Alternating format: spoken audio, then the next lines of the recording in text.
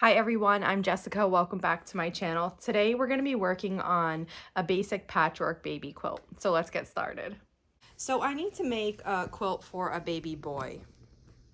And I have 3 different fabric bundles that I couldn't choose from, but I did a poll on Instagram the other day, and this is the one that everyone voted for. So let me show you the prints in this collection. This came out earlier this year, like, I don't know, maybe February or March or something. It's called Elmer and Eloise, and it's super cute.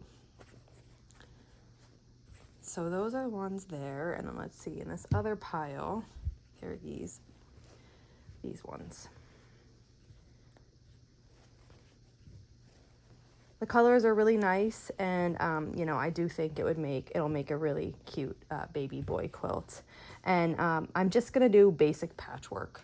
So this is a fat quarter bundle, but I'm gonna cut them into 5-inch squares and then just sew them together. So if I cut out 95-inch squares and I arrange them in an order of 9 across and 10 down, I'll be left with like a 40.5 by 45-inch baby quilt. I thought that would be a good size, so that's what I'm gonna go for here.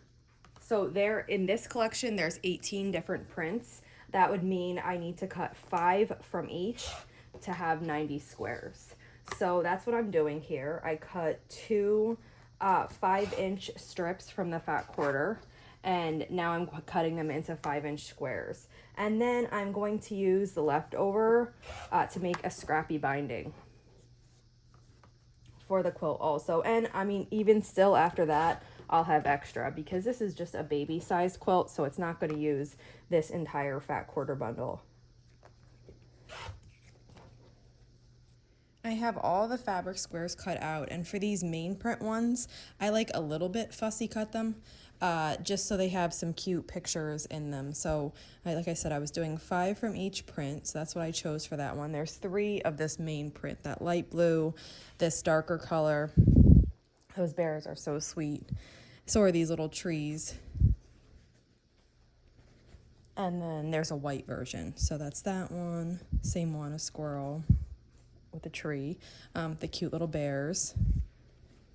Okay, so, and then these other ones, they kind of were, you know, the scale was smaller, so I just cut them however they were. And now I'm just going to arrange them out on the floor. When I do this, I just lay them out, and even if they're all in a row, I just lay them all out, and then after that I start moving them. So I'm going to do that now. And here I've started laying them out, and I'm just going to continue on. And basically, you know, my strategy when I do this is just to get everything out there. And then after I have everything out there and I can just see what I'm working with, I could rearrange them if needed. So even if, like, for example, this was here, I might even decide to keep that there. I don't mind when there's 2 squares next to each other that are the same. I think that looks nice. I think it looks natural. There's a very great chance of, if you just like randomly put all these squares out, that would happen naturally. So I'm good with that. But basically I'm just trying to get a really nice distribution of colors. And if after I start laying these all out, if I have, like here you can see, I don't mind these 2 colors being next to each other, but here's another mushroom print. Like I might move that, I don't know. Just basically getting everything out here and giving me a point to start. That is, you know, what I'm trying to do right now. And now that I have everything laid out here, I have 9 across, 10 down. There's a lot of duplicates that are by each other. That's fine. See all these birds here. There are some bears that are the same. All of these ones that are kind of like fussy cut, they're all next to each other just because that's how my stack went. So now I'm just going to take the time to just move some around. The thing I'm really keeping in mind here is an even distribution of color. So this block up here, this one, this is the darkest color in this collection. There's also a lot of light ones. So I just want to make sure that I'm spreading my darks and my lights kind of evenly. That's how I go about this. I mean, there is no wrong way. It's all preference, but this is how I do mine. So I'm going to work on switching those around now. I've rearranged the squares and I'm pretty good with this layout here. I'll probably look at it just for a little bit longer just to see if there's anything else I want to move. And then I'm going to start assembling. Now I'm going to assemble this in a grid just like I do for all my quilts and blocks. I'm going to take all of the columns and stack them together. And I have not been able to keep him off of this, of course. When he just walks across, it's not that big of a deal, but when he lays down and rolls, then it messes everything up. But I'm going to take all of the columns and stack them, starting with the first, and then it will end with the last. And then I'll take the first 2 columns and sew them. I'll add on the 3rd, 4th, 5th, 6th, 7th, all the way through. So that's what I'm going to work on doing now, and then we'll start sewing them together. I stacked up all the columns, just like I said I would do, and now I'm just adding them on. So to the left here, I have the columns that I've added so far, and they're all attached together here by this string because I'm not cutting in between columns.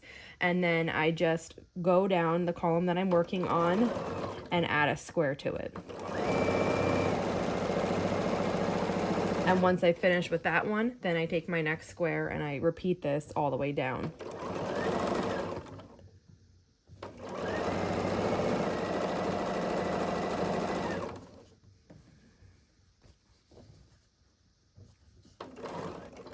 And when I finish with the column, I just cut the threads and I move this back so I can start all the way at the top again.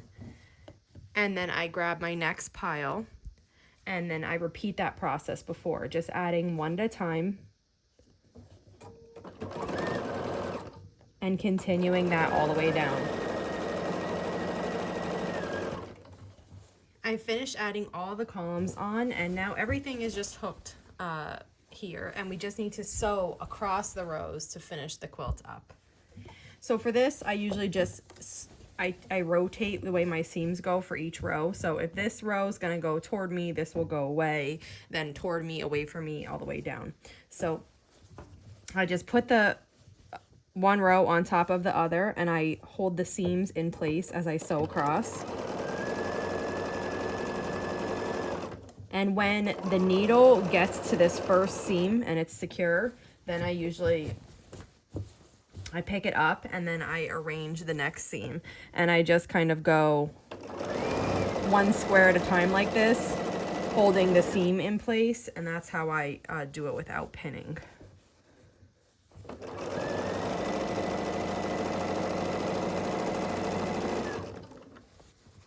When you're working on one side, usually it's the first row, it's usually, depending on how big the quilt is, it's usually tugging in different directions, and that can make this feel a little bit uncomfortable.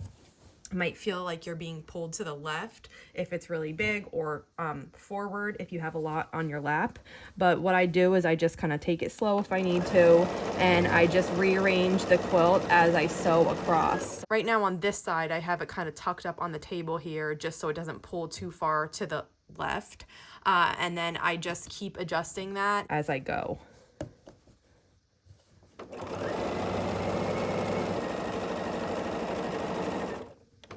And when I'm finished with a row, then I just cut the threads. I bring it all back to the front, and then I just take the part that I just sewed and the one that's next, and I start lining those up. So because before the seams went toward me, this time they're going to go away from me. And I just repeat this for all of the rows.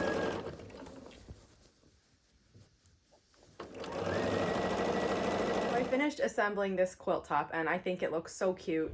I'm happy with the placement of everything. Sometimes I find like I'm agonizing over where things should go, and if you just like let it go, it's gonna look great no matter what.